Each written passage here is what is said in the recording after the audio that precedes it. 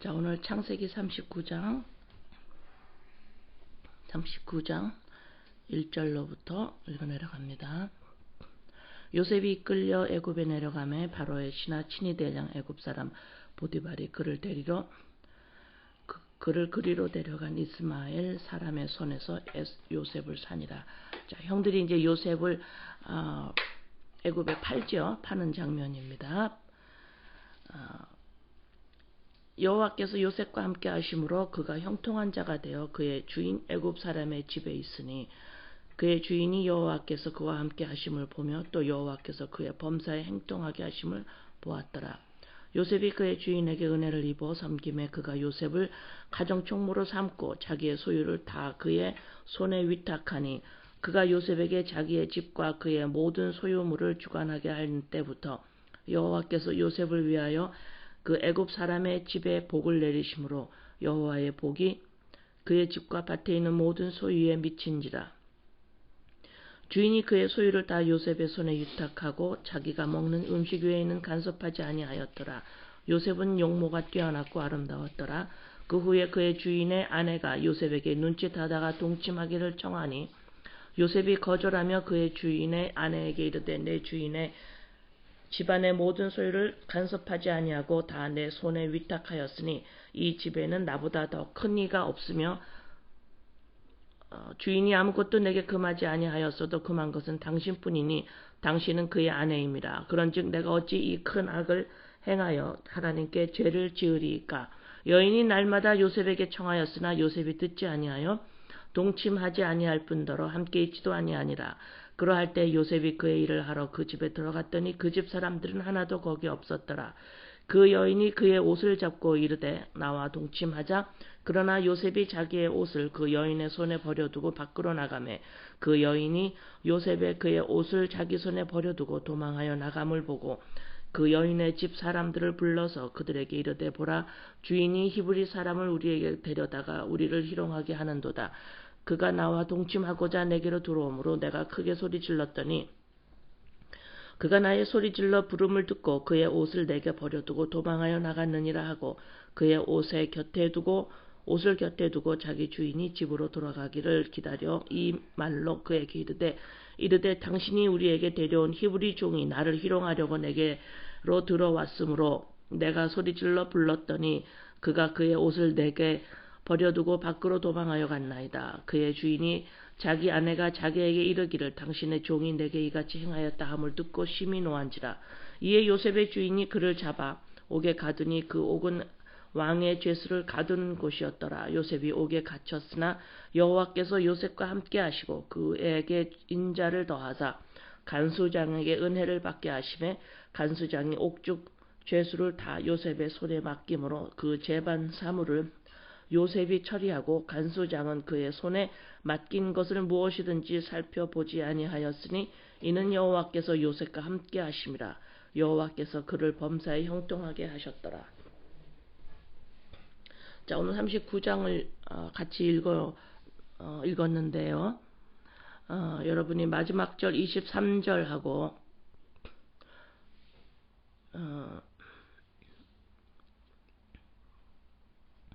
2절 보면은 2절 3절을 보면 지금 요셉이 형들에게 팔려가는 지금 신세가 됐는데 형통하다 그래요. 지금 요셉더러 형통하다 그 말씀을 지금 하시는데 지금 23절은 요셉이 또 누명을 쓰고 감옥에 갇혔습니다. 감옥에 갇혔는데 또 형통하다 이러세요.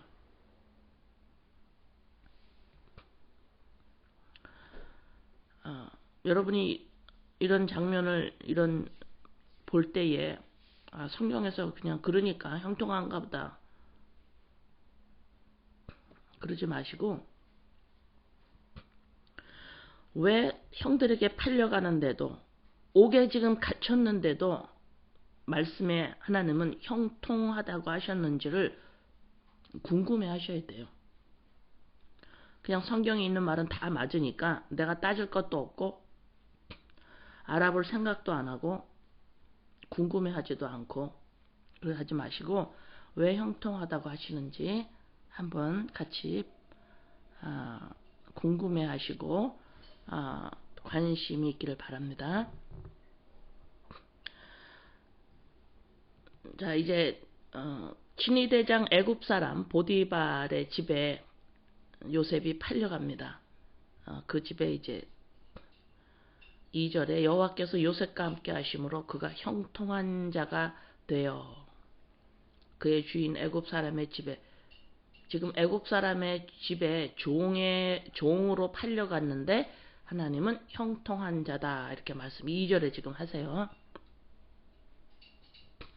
그 주인이 그 요셉이 하는 일을 쭉 지켜봤나 봐요. 참 일을 잘하네. 성실하게 맡은 바에 충실하게 참 잘하는구나. 그래서 여호와께서 그의 범사에 형통하게 하심을 봤다. 그래서 이제 요셉을 이제 신뢰하기 시작해서 이 보디발이 가정 전체를 맡깁니다. 총무로 맡기고 전부 손에 맡겨요. 그래서 이제 맡기고 6절에 보면 자기가 먹는 음식 외에는 간섭하지 아니하더라. 보디발이 자기가 먹는 거, 나 이렇게 먹는 거가 내가 원하는 음식을 나는 이런 걸 먹겠다라고 한 거 외에는 가정의 전체를 맡겼는데 간섭하지 않고 전적으로 보디발에게 맡겨요. 전적으로 다 맡깁니다. 그런데 이제 주인이 나간 사이에 그 후에 이제 보디발의 아내가 요셉에게 눈짓을 하고 동침하기를 원합니다. 그래서 이제 요셉이 거절을 하고, 이 스토리 잘 알죠? 요셉이 이제 이것을 거절을 하고 다 맡겼지만, 다 내석에 맡겼지만, 당신은 나한테 맡기지 않았습니다. 내 주인이. 그래서 계속해서 여인은 날마다 요셉에게 동침하기를 원해요. 그렇지만 요셉은 계속해서 이제 그걸 거절합니다. 그래서 어느 날 이제 요셉의 보디발의 집에 이제 이 부인이 사람들을 다 내보냈는지 어쨌는지 아무도 없어요. 예, 그래서 아무도 없는 틈을 이제 타서 이제 이 보디발의 아내가 요셉에게 접근해서 옷을 잡습니다. 그래서 또 동침하자 그래요. 자, 이럴 때 이제 요셉이 옷을 벗어버리고 겉옷을 벗어버리고 이제 도망을 갑니다. 그랬더니 이제 보디발의 여자 이제 부인이 좀 멋쩍고 화가 나고 좀 그렇겠죠, 그죠? 그래가지고 사람들을 모아가지고 이 히브리 사람이 나를 희롱하려 그래서 지금 나랑 동침하자 그랬다.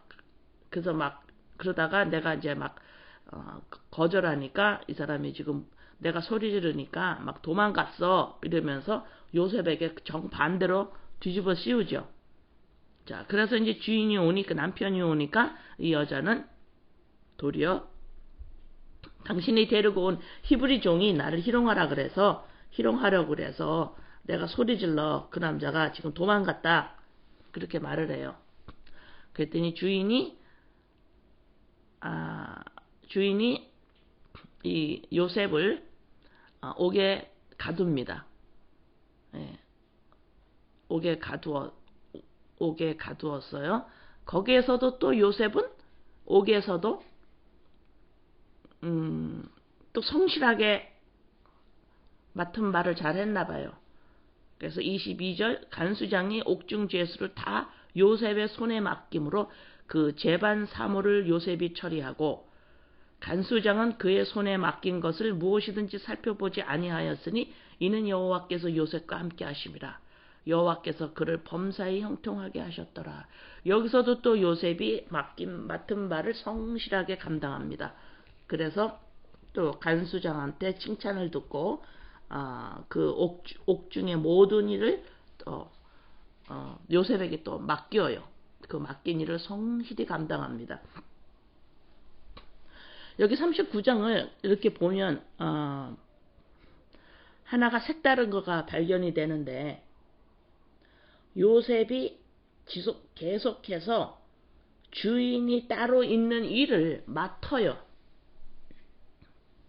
자꾸 자기 거가 아니고 요셉이 주인이 있는 것들을 요셉이 맡아서 관리하는 모습으로 39장이 계속 나타납니다. 그죠? 보디발의 주인이 그 집의 것을 다루는데도 자기 거 같이 주인이 참견하지 않고 자기가 임의대로 자기의 주관대로 다 맡아서 다룰 수 있는 자가 돼요. 다뤄요. 주인이 전혀 참견하지 않습니다. 다 맡겨요. 그렇지만 주인은 있어요. 또 요셉이 감옥에 가졌는데 거기에서도 다 간수장에 맡겨요. 요셉이 임의대로 일을 할 수가 있게 맡아요. 여기서도 이 모습을 가만히 보면 요셉은 성경에서 상당히 중요한 인물로 나오는데, 그 이유는 요셉이 이제 이 감옥에서 왕위꾼 꿈을 이제 40장 쭉 넘어가면 꿈을 해석하는 거로 나오는데, 꿈을 해석함으로 애굽의 총리가 되죠.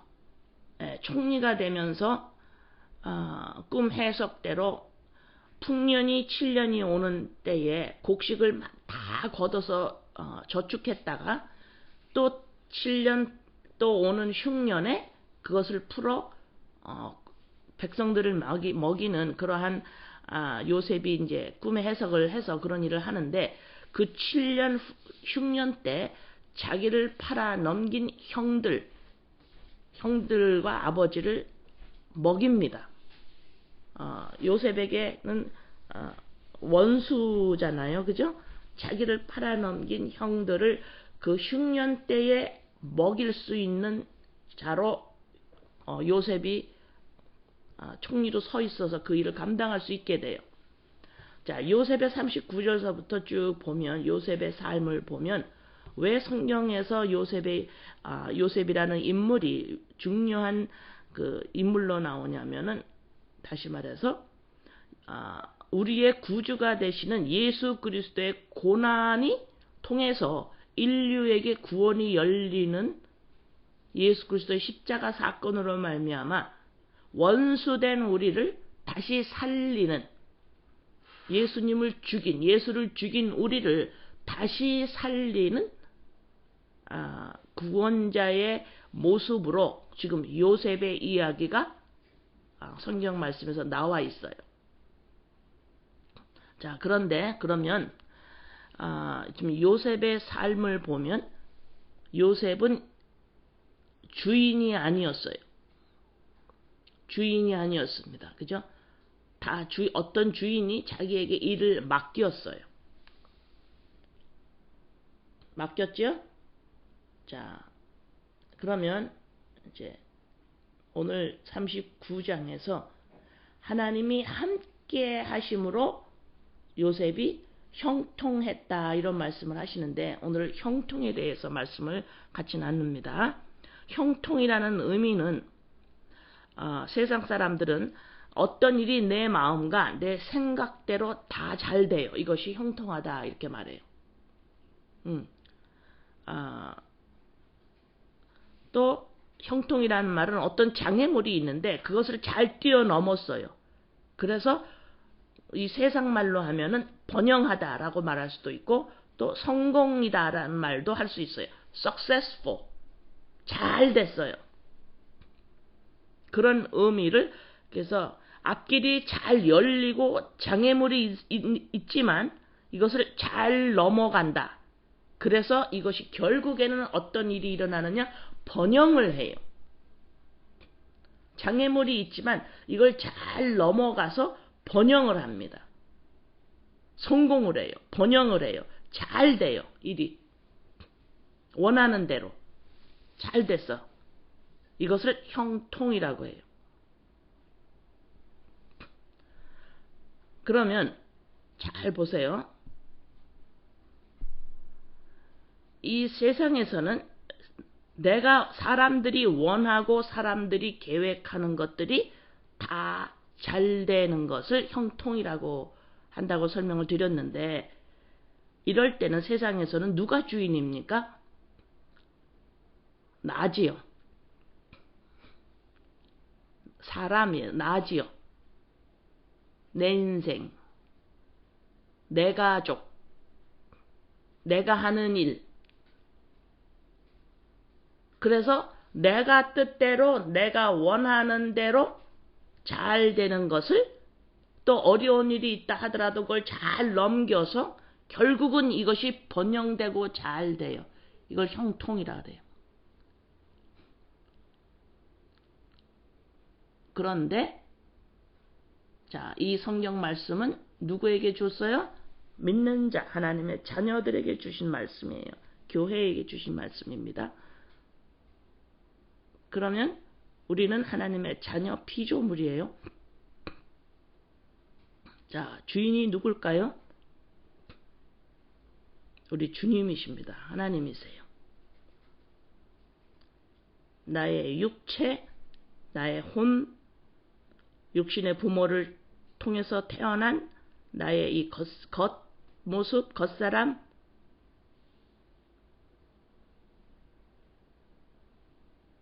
왜 있어요?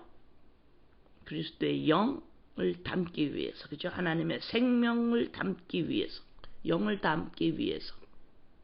왜 흙으로 지으셨어요? 하나님의 영을 담기 위해서.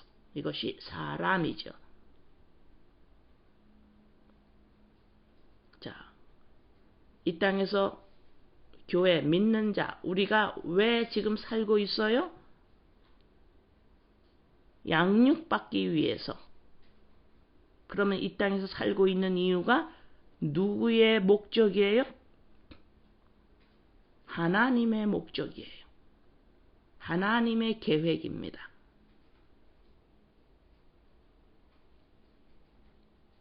우리는 모르던 일이었어요.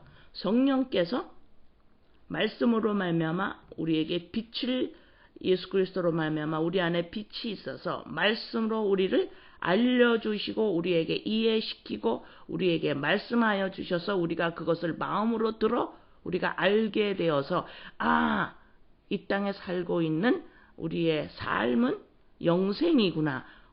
이거는 우리가 원해서 되는 것이 아니라 하나님의 주관대로, 하나님의 뜻대로, 하나님의 계획대로 우리를 이곳에서 지금 양육시키고 계시는구나 하고, 우리를 향한 누구의 뜻이에요? 하나님의 뜻이에요. 그러면 믿는 자로서의 우리가 말하는, 말씀에서 말하는 지금 형통이라는 말이 어떤 말씀으로 들려요?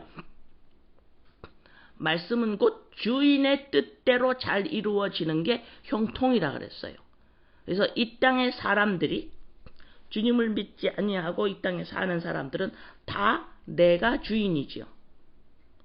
그래서 사람들에게 물어보면 여기서 왜 살아요? 행복하고 성공하고 나 자신의 인생이 보람되게 다 산다고 대답을 해요. 무엇을 위해서 다 삽니다. 다 자기의 뜻, 자기의 계획이에요. 그래서 그것이 잘 되면 형통이라 그러는 거예요. 그래서 시편에서는 그런 것이 잘 될 때에 악인의 형통을 부러워하지 말라, 이런 말씀 많이 나와요.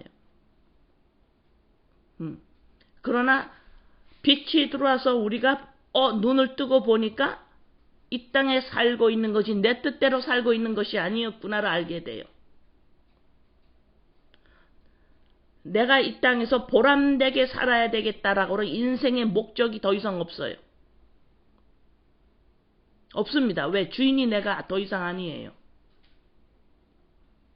이 땅에서 내가 행복하고 보람되게 살아야지라고 하는 목적이 없어요. 이제는 내가 주인이 아니에요. 이 땅에서 사는 동안 아버지가 나를 양육시켜요. 그래서 나를 향한 아버지의 뜻이 있는 거예요. 그래서 하늘의 뜻이 이 땅에서도 이루어지이다 라고 하는 주기도문의 말씀처럼 하나님의 뜻이 나를 향한, 교회를 향한, 우리를 향한 양육시키시는 하나님의 뜻이, 이것이 나를 향한 뜻이구나. 이 뜻, 하나님의 이 뜻과 내가 거기에 마음이 맞춰져서 하나님의 뜻이 내 뜻이 되어 버렸어요. 뭘 향해서? 이 땅에서 사는 동안의 나의 인생을 향해서. 그래서 우리 이 땅에서 사는 그 이유가 뭡니까? 하나님의 뜻이 나를 향한, 우리를 향한 뜻이 이것인데요. 양육시키시는 것인데요. 하나님의 뜻을 알았기 때문에 이제는 내 뜻도 우리 아버지의 뜻과 똑같아요. 왜요? 주인이시잖아요. 그러면 우리에게는 형통이라는 뜻이, 어떤 형통이라는 단어의 의미가 어떤 것으로 들려지나요? 하나님의 계획과 생각대로, 뜻대로 우리에게 그것이 잘 이루어지면 그걸 뭐라 그래요? 나는 형통한 자다 그러는 거지. 이것이 형통이에요. 그러면 지금 내가 형통한 자면, 내가 요셉이 형통한 자라, 그 앞에 꼭 있어야 되는 단어가 있지요. 하나님이 함께 하심으로, 여호와께서 함께 하심으로 형통한 자가 되었다. 자, 이 말씀을 우리의 인본 사고 체제로 그냥 가지가 있어서 주인이 여전히 나고 내가 이 일을 통해서 나를 찾고자 하면, 내가 어떠한 일을 하고 싶은데 그 일을 통해서 나를 느끼고 싶어 해요. 그런데 이 일이 좋은 일이야. 근데 그것을 통해서 내가 나를 느끼고 싶어 해요.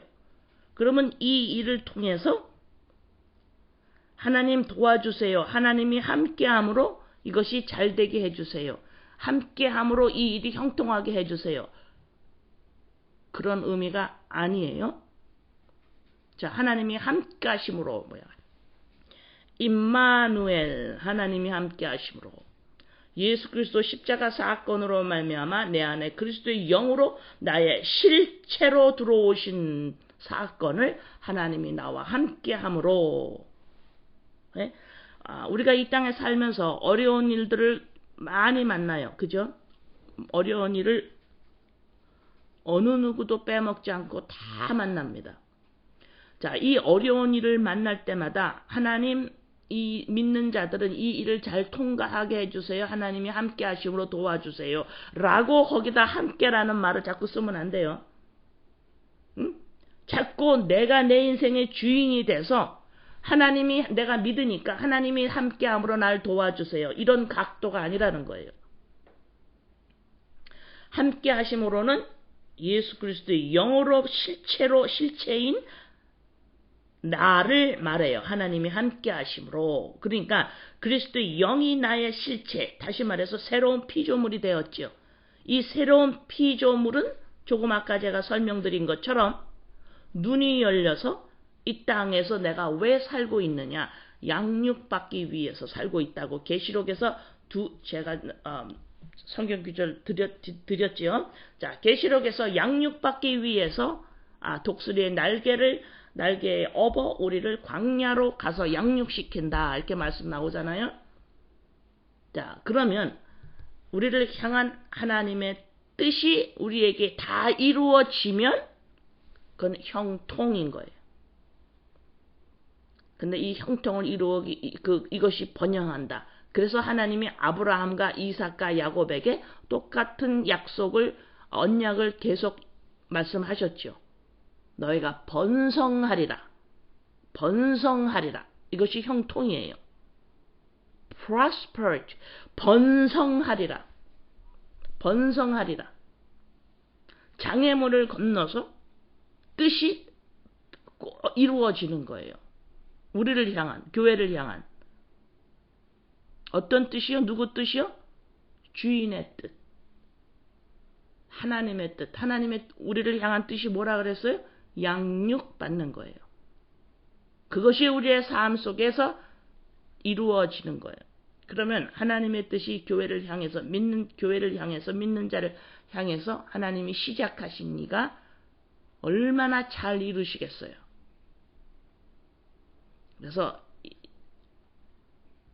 그래서 이 형통이라는, 그러면 이제 이 설명을 들으시고 창세기 39장을 이렇게 보면 하나님 여호와가 함께함으로 요셉이 형통한지라, 감옥에서 있는 것도 형통한지라, 형에게 팔려간 모습도 형통하리라. 이해가 되시나요? 이해가 되실 거예요. 자, 형한테 팔려가는 어려움을 통해서,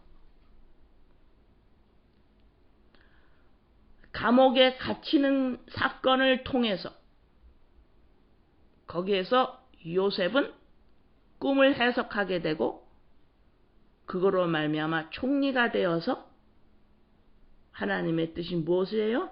자기의 원수였던 형들을 흉년 때에 굶어 죽을 거를 살려냅니다. 그래서 요셉은 보디발의 집에 팔려갔어야 하고 감옥으로 들어갔어야 되는 거예요. 이러한 사건들을 통해서 요셉을 향한 하나님의 뜻이 이루어집니다. 형통이에요, 그게.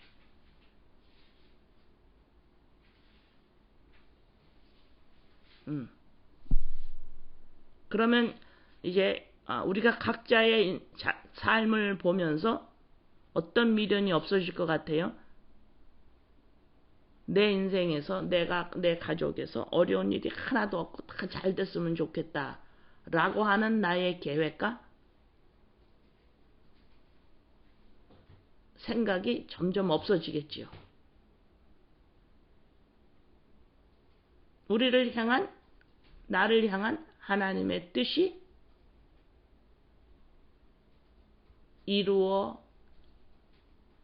이루어지게 하옵소서. 아멘. 그게 아멘이에요.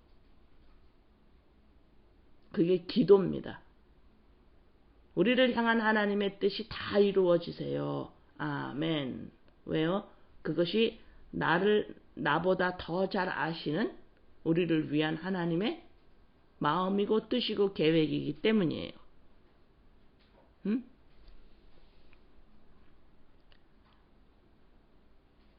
자, 창세기 24장 56절. 창세기 24장 56절. 그 사람이, 이게 이제 이삭이 리브가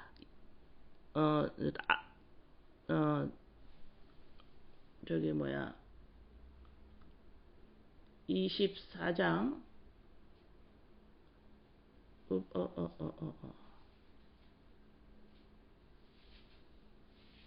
24장에 보면 아브라함이 이제 이삭 아들을 며느리를 얻는 장면에서 종을 보내서 이제 리브가를 얻는 그 장면인데, 여기에서 종이 이제 나를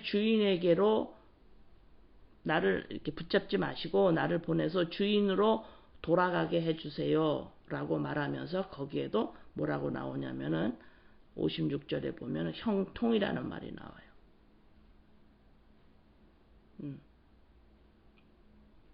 나를 형통한 길을 주셨으니, 이렇게 말을 나와요.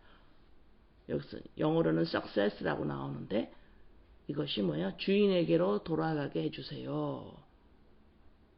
형통. 자, 그러면 하나님이 이 땅에서 우리를 양육하시는 그 일이 우리에게 온전히 이루어지는데, 하나님이 하시니까 그건 이루어집니다. 그렇죠? 자, 이것이 이루어지는데, 그런 모습이 어떤 모습으로 우리가 점점 양육받고 있는데, 우리의 양육받고 있는 그 모습이 어떤 모습으로 나타나고 있느냐? 마태복음 5장 6절 말씀이에요. 마태복음 5장 6절의 말씀이 우리에게 점점 우리를 세워나갑니다. 이것이 하나님의 계획이, 뜻이, 우리를 향한, 교회를 향한, 믿는 자들을 향한 뜻이 점점 이루어지는 거예요. 형통한 모습이 점점 나타나는 거예요. 형통한 모습, 어떤 모습이냐? 의에 줄이고 목마른 자는 복이 있나니 그들이 배부를 것이며. 점점 우리가 찾고 있는 거죠. 배부를 것이야. 만족하고 싶은 거예요. 나 자신에 대해서 만족하고 싶은 거예요. 나 자신을 좋아하고 싶어요. 나 자신이 마음에 참 들었으면 참 좋겠어요.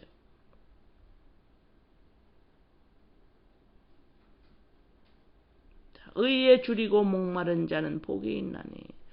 우리가 의에 줄이지 아니하고 의에 줄이고 목마른 자는, 그럼 의에 줄이고 목마르지 않으면 우리는 어디에 줄이고 목마를까요? 의에 줄이고 목마른 자는 그러면 다른 데에 줄이고 목말랐다는 거예요. 우리가 양육 받기 전에는 양육 받고 있으면서도 시시때때로 우리한테 올라오는 줄이고 목마른 게 뭐가 있을까요?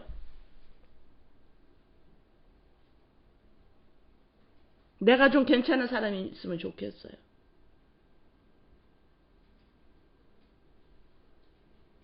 지속적으로 내가 나야 라고 하는 것이 조금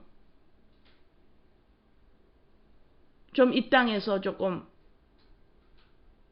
멋있었으면 좋겠어요. 조금 더 멋있다고 생각을 하면은 또 좀 더 가졌으면 좋겠어요. 좀 더 가졌으면 좋겠어요. 또 비교가 되기 시작합니다. 내가 나야 라고 하는 이 겉사람이 지속적으로 거기에 우상을 해요. 지속적으로 나를 우상화합니다. 그죠? 거기에 목마르고 거기에 줄여요. 그러나 자꾸 지정의로서 나를, 이 흑인 나를 자꾸 우상화하면 할수록 전부 하는 우리의 모습 속에서 하나님은 그거를 깨트리시죠. 어떻게 깨트려요? 옥에도 가두시고 팔려가게도 하시고 자꾸 큰 여러 가지 일들을 통해서 자꾸 깨십니다. 그게 안 되게, 그것이 점점 그것으로 인해서 나 자신을 찾지 못하도록 자꾸 우리의 죄성으로 말미암아, 하나님이 하시는 거 아니에요. 우리의 죄성이 나오는 것 뿐입니다. 네. 이것이 점점 그것을 어려운 일을 통해서 우리를 깨닫게 하세요. 나를 또 우상화했구나. 또 흙을 나라고 또 했구나. 이러면서 양육시키는 거예요.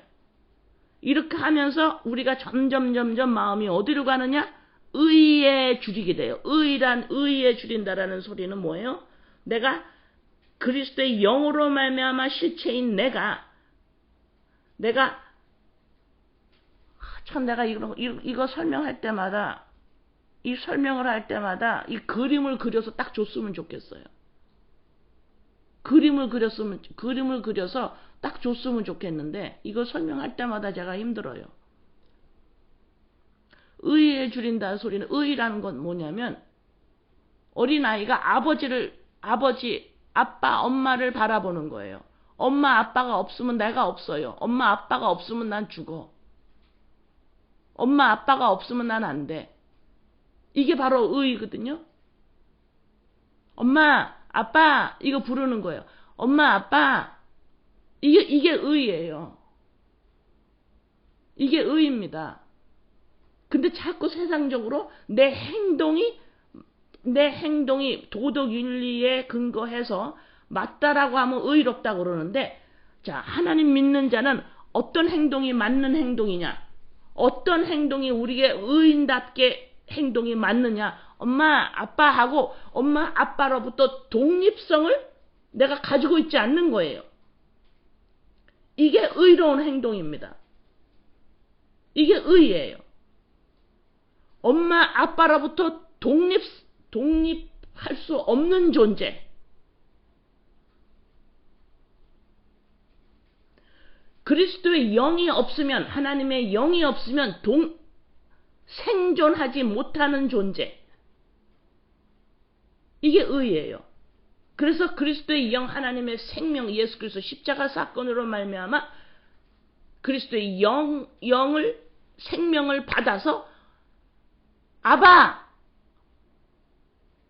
있는 거예요. 아바가 없이는 그리스도의 영이 없이는 내가 존재를 할 수가 없는 존재예요. 이것이 의입니다.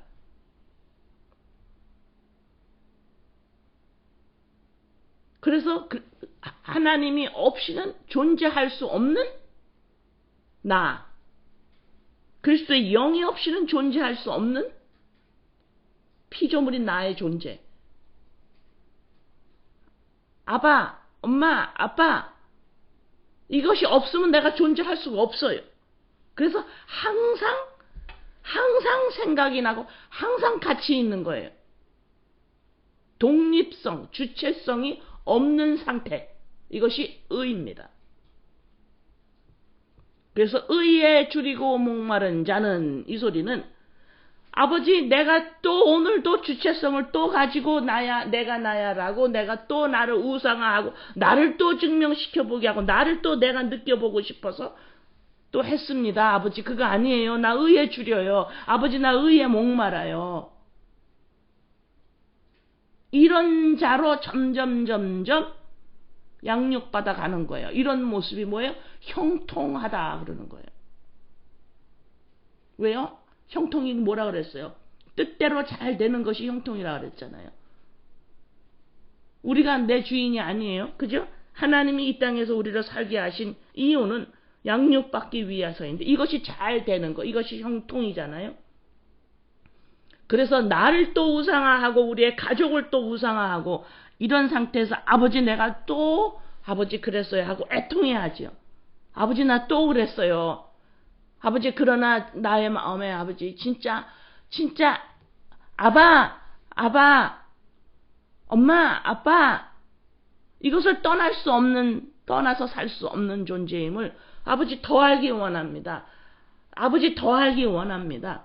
주체성이 없다라는, 독립성이 없다라는 나의 존재의 아버지 이 존재의 인식을 아버지 더 하기 원합니다. 이것이 의에 줄이고 목마른 거예요.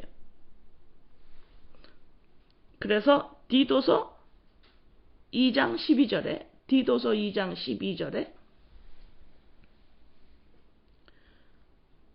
우리를 양육하시되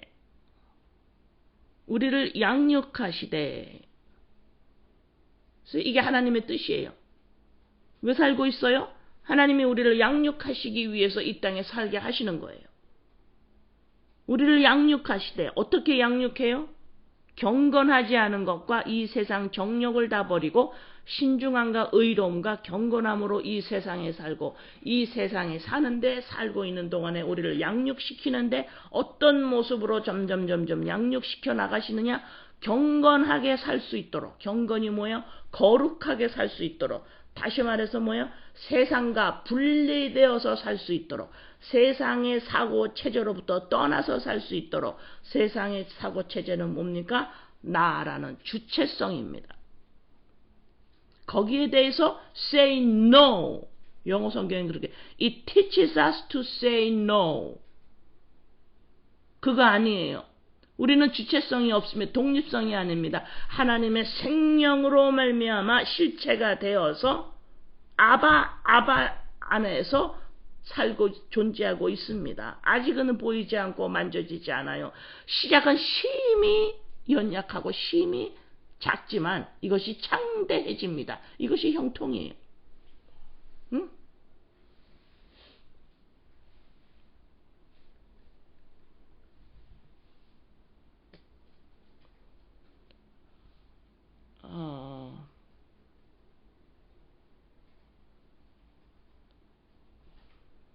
잠깐만요.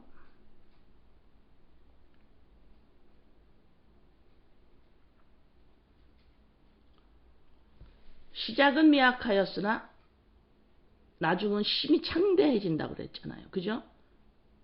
예, 이것이 아브라함, 교회, 우리에게 약속한 하나님의 언약이에요. 형통입니다. 시작은 미약해요. 우리가 인간이 여러분 우리들의 온전한 우리의 우리의 삶은 육신을 떠나는 거 아세요? 육신을 떠나서 온전한 우리의 삶을 살아요. 이 땅에서 양육이 끝나면, 우리의 양육이 끝나면 육체를 벗어나 변화된 몸으로 그때서야 온전한 우리의 삶을 살아갑니다. 자, 그때를 하나님은 준비시키고 양육시키는 거예요. 이 세상은 뭐예요? 세상과 구별되라. 세상은 뭐예요? 보이지 않는 거를 몰라요. 보이지 않는 이 나라에서 인간이 주체성으로 살아가는 것이 이 땅입니다. 근데 믿는다고 하는 우리들이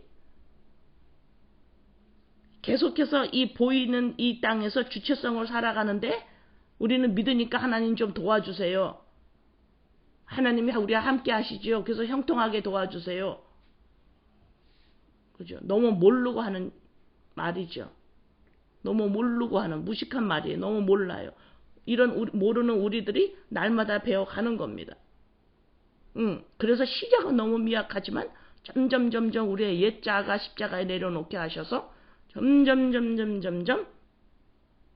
우리가 아바, 엄마, 아빠 함께 있는 거를 알죠. 애들이 조금만 크면 또 그걸 확인해요. 엄마 아빠가 없으면 큰일 나요. 또 확인합니다. 또 확인해요. 이런 것처럼 우리가 의에 줄이고 목말라요. 이런 상태. 그래서 일이 조금 잘 될 때도 감사하고 일이 조금 안 될 때도 그때도 또 내 옛자를 십자가에 내려놓으면서 일이 잘 될 때 거기에서 나 자신을 찾지 않고 일이 안 될 때도 거기서 나 자신을 찾지 않고 오직 의에 줄이는 거예요. 그리스도의 영으로 말미암아 엄마 아빠 나 있지 나지 그리스도의 영으로 말미암아 나지 하고 의에 줄이고 목말라 하는 겁니다. 이것이 세상과 구별되는 거예요. Say no.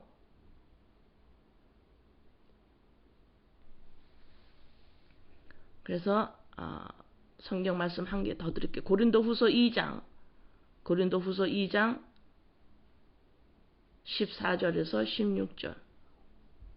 항상 우리를 그리스도 안에서 이기게 하시고 의에 줄이고 목마르는 거예요. 그리스도 안에서 이기게 하시고 우리로 말미암아 각처에서 그리스도를 아는 냄새를 나타내시는 하나님께 감사하노라. 우리는 구원 얻는 자들에게나 망하는 자들에게나 하나님 앞에서 그리스도의 향기니 그리스도의 영으로 말미암아 나입니다. 의에 줄이고 목마릅니다. 바로 이것이 그리스도의 향기예요. 그리스도의 향기니 이 사람에게는 사망으로 쫓아 사망에 이르는 냄새요. 저 사람에게는 생명으로 쫓아 생명에 이르는 냄새라. 누가 이것을 감당하리요? 그리스도의 영으로 말미암아 나옵니다. 라고 할 때 예수님을 모르는 자는 이것이 뭐예요? 사망에 이르게 하는 거고 생명을 쫓아 생명에 이르는 냄새라. 이걸 누가 감당하게 하리요?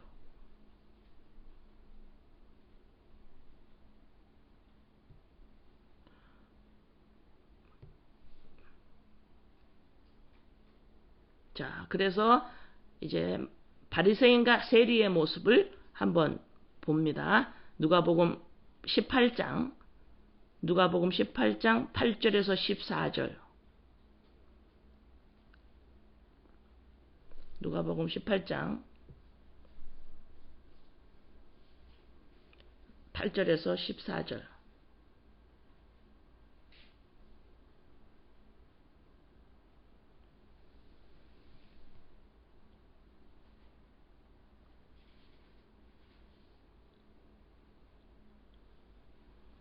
자, 여기서 지금 바리새인과 세리의 모습이에요.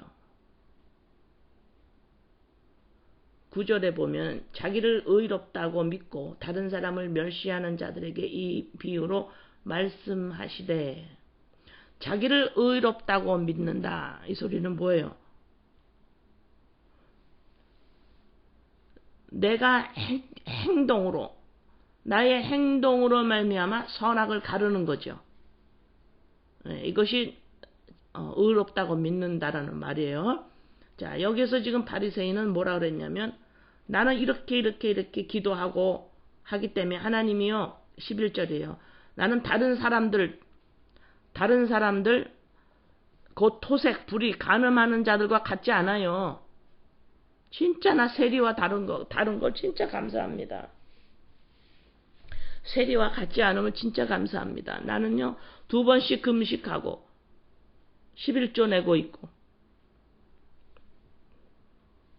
그랬더니 13절 세리는 뭐예요? 나를 불쌍히 여겨주세요. 세리는 그래요. 그랬더니 14절에 내가 너희에게 이르노니 이에 저 바리새인이 아니고 이 사람이 의롭다 하심을 받고 그의 집으로 내려갔느니라. 무릇 자기를 높이는 자는 낮아지고 자기를 낮추는 자는 높아지리라. 자, 여기서 보세요. 자, 바리새인이 나쁜 일 한 게 아니에요. 그죠? 11조 내고 금식하고 그 다음에 도덕윤리죄를 범하지 않으려고 엄청 애를 썼어요. 그게 왜 나빠요? 그런데 세리는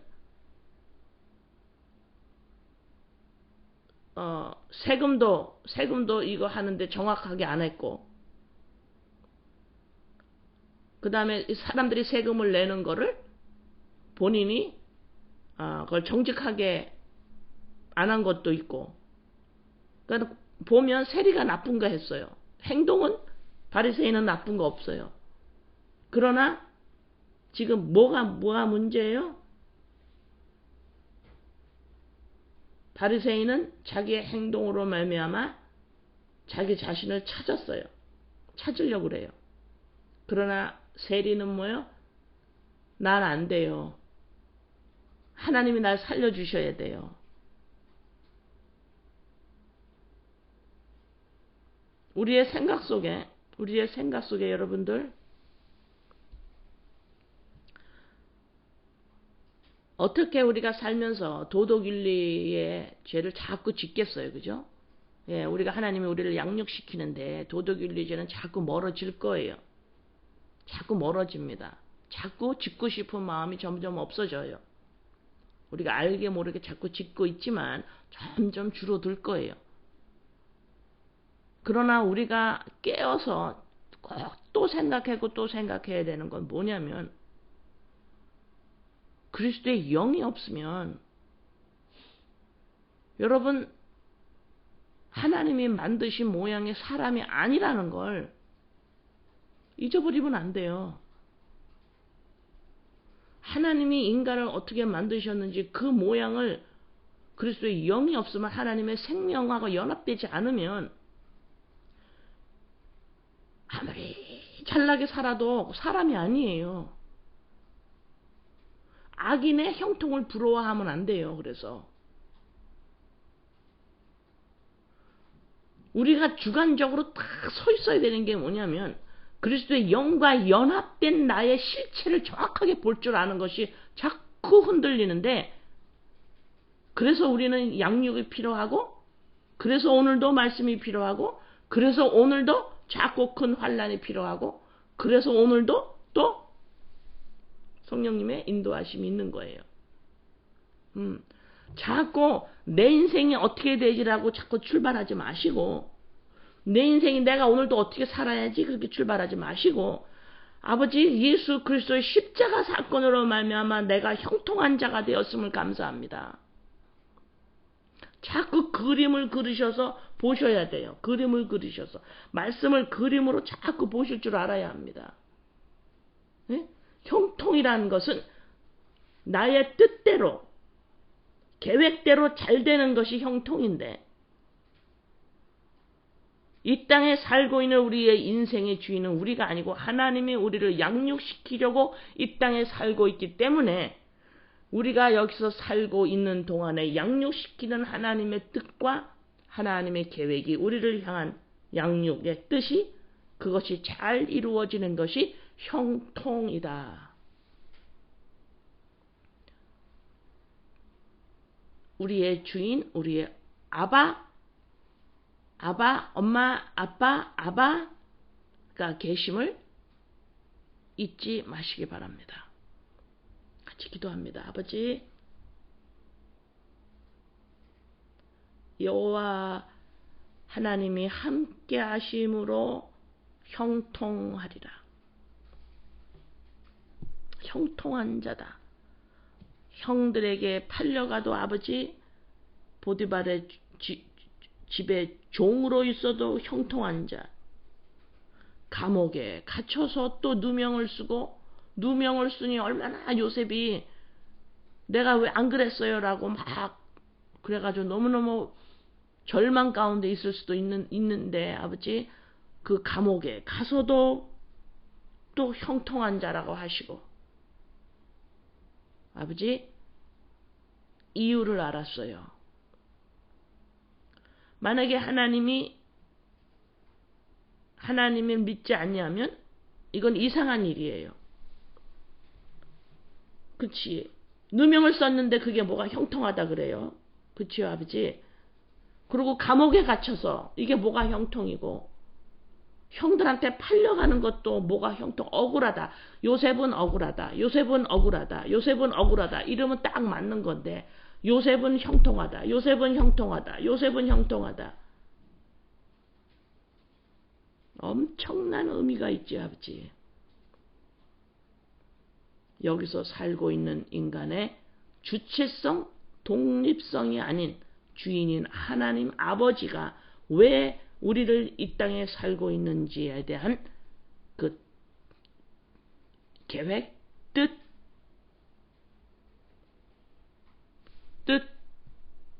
양육,